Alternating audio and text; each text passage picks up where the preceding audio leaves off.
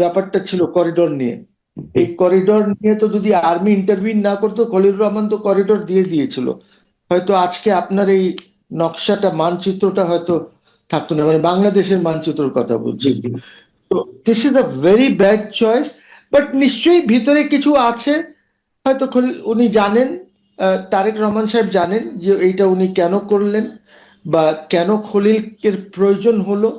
But I am sure যে এই জিনিসটা আন্ডার প্রেশার হয়েছে, and it has to be a বিদেশি pressure.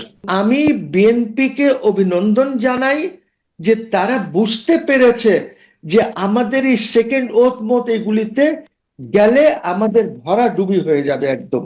So I think BNP is on the right track. So ওরা এটা করেছে জেনে শুনে।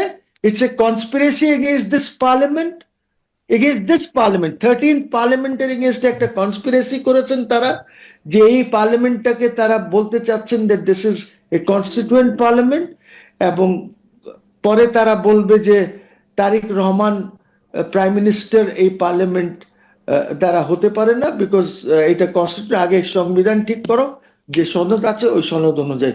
সো ওরা অস্থির করবে, দেশটাকে আনস্টেবল করবে, আন্দোলন করবে, মারামারি করবে, both inside the parliament and outside the parliament.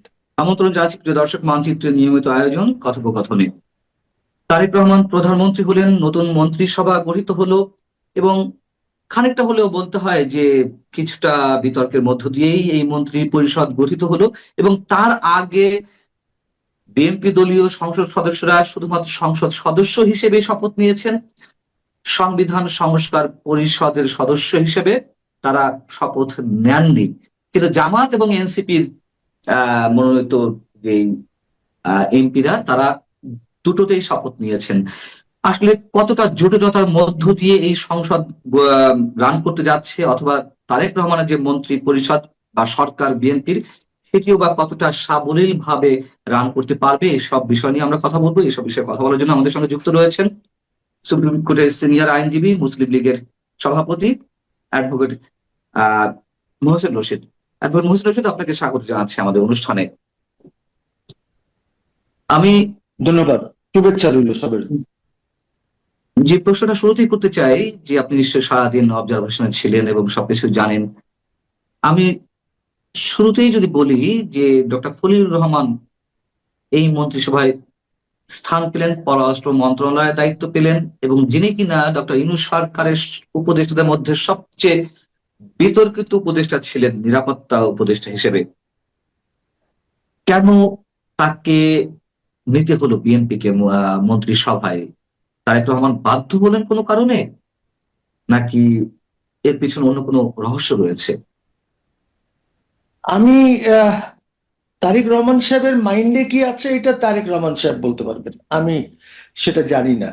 আমি আমার কথা বলতে পারবো যে আমি আশ্চর্য, মানে কি আকাশ থেকে পড়েছে আমি এই নামটা দেখে, ডক্টর খলিলুর রহমান। আর একটা জিনিস খেয়াল করবেন যে অনেক লিস্ট কিন্তু কয়েকদিন যাবৎ সার্কুলেট করছিল বিভিন্ন মিডিয়ায়, সোশ্যাল মিডিয়ায়, বিভিন্ন জায়গায় আমরা লিস্ট, কোথাও কিন্তু ডক্টর খলিলুর রহমানের নাম ছিল না।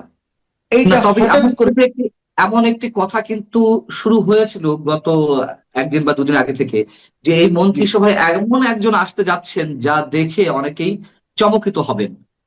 ফেসবুকে এরকম একটি লেখা ছড়িয়ে পড়েছিল। আমরা কেউ গেস করতে পারিনি, আমরা ধারণা করতে পারিনি যে সেটি ডক্টর খলিলুর রহমানকে দিয়ে চমক আসতে যাচ্ছে। জি, এখন coming back to doctor Khalilur Rahman, আপনি জানেন দ্যাট পিনাকি ও খলিলুর রহমানকে নিয়ে খুব উৎসাহ এবং উদ্দীপনার মধ্যে ছিল যখন নেওয়া হয়েছে, এবং কেউ কেউ বলে যে ওরাই নাকি ওই ডিপ স্টেটের একজন লোক হলো ডক্টর খলিলুর রহমান। এবং এই যে লাস্ট গভর্নমেন্টের সরানের ব্যাপারে যে যারা উদ্যোগ নিয়েছে, যারা কাজ করেছে, রিয়েল কাজ যারা করেছে ডিপ স্টেটের সাথে, one of doctor Khalilur Rahman.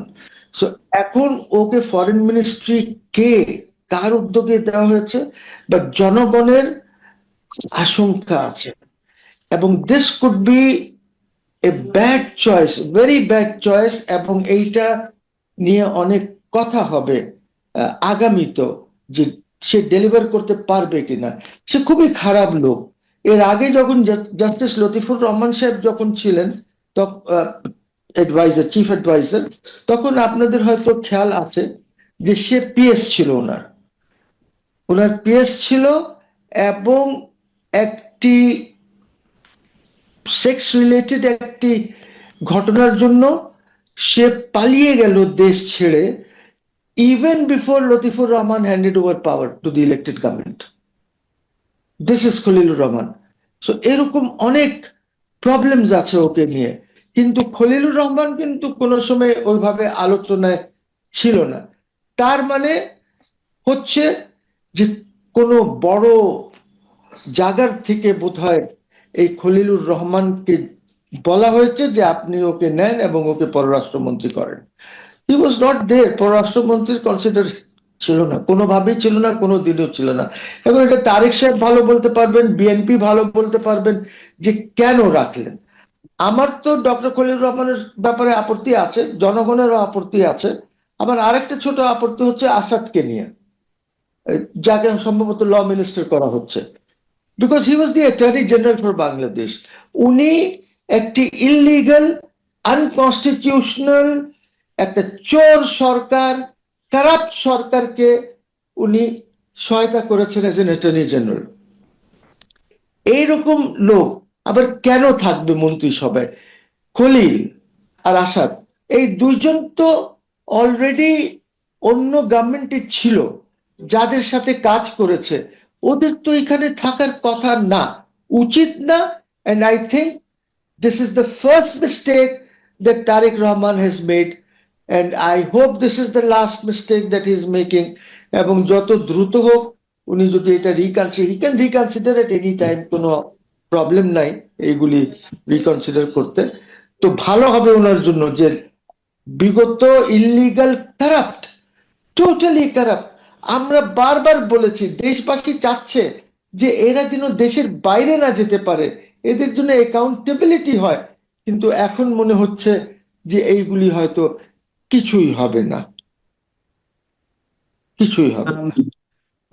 মানুষ কি সেই জায়গা থেকে আশাভঙ্গের শিকার হবে? তখন তারেক রহমান যে অ্যাটিটিউড শো করছিলেন আমাদের সামনে, বা তারেক রহমান যে নির্বাচনী প্রতিশ্রুতি দিয়েছেন বা প্রতিহিংসা রাজনীতি থেকে সরে আসার কথা বলছিলেন এবং একটি নতুন বাংলাদেশ বিনির্মাণের কথা তিনি বলছিলেন, এখন ডক্টর ইউনূস সরকারের যে করাপ্ট পার্সন গুলো, তারা যদি বহাল তবিয়ত থাকে, তাদেরকে সেফ এক্সিট দেওয়ার একটা প্ল্যানিং থাকে, এবং মানুষের যে আশাবাদ, যেমন আপনি আপনার আশাবাদের কথা তুলে ধরলেন, সেইখান তার বিপরীত কিছু ঘটে, তার মানে কি তারেক রহমান অন্যান্যদের মধ্যে মতন, মানে এই প্রশ্নটা করার সময় এখনো যদিও হয়নি, তারপরেও মানে মোমেন্ট মানুষের তাৎক্ষণিক যে প্রতিক্রিয়াগুলো ছিল, সেই জায়গা থেকে মানুষ যদি আশাভঙ্গের শিকার হয়, সত্যি তারেক রহমান কি সফল হতে পারবে তাহলে?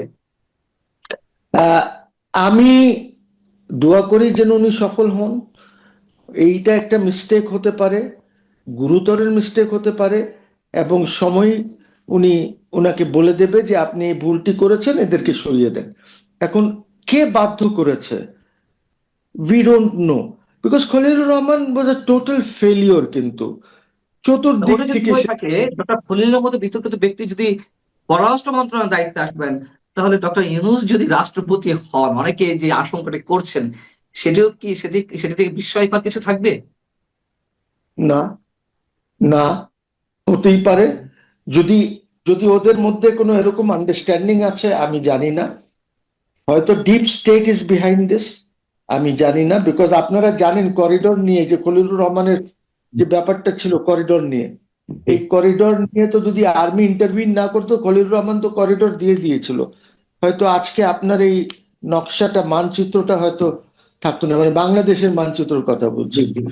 তো this is a very bad choice, but নিশ্চয়ই ভিতরে কিছু আছে, হয়তো উনি জানেন, তারেক রহমান সাহেব জানেন যে এইটা উনি কেন করলেন বা কেন খলিলের প্রয়োজন হলো। বাট আই এম শিওর যে এই জিনিসটা আন্ডার প্রেশার হয়েছে, and it has to be a বিদেশি pressure. He has succumbed to that pressure. এবার একটু সাংবিধানিক জায়গায় আসি।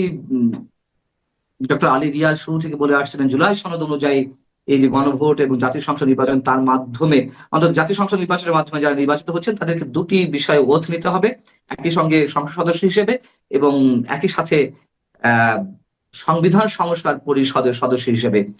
বিএনপি খুব সুকৌশলে মাথা মাথা ঠান্ডা রেখে তারা হয়তো কোনো একটা ষড়যন্ত্রের গন্ধ পাচ্ছিল, স্ট্রেট জানিয়ে দিল শপথ নেওয়ার আগ মুহূর্তে ওই পক্ষেই সালাউদ্দিন আহমেদ বললেন যে না, তারা এখন এই সংবিধান সংস্কার পরিষদের সদস্য হিসেবে শপথ নিচ্ছেন না।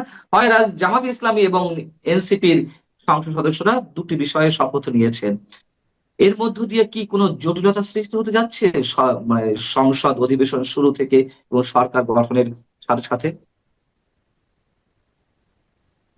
দেখেন, আপনি জানেন আমাদের সংবিধানের প্রভিশন হলো যে ফার্স্ট সেশনে এই যত অর্ডিন্যান্স 80-90টা যে কয়টাই অর্ডিন্যান্স আছে এই অর্ডিন্যান্স গুলি প্লেস করতে হবে। যদি সংসদ এগুলি পাস না করে তাহলে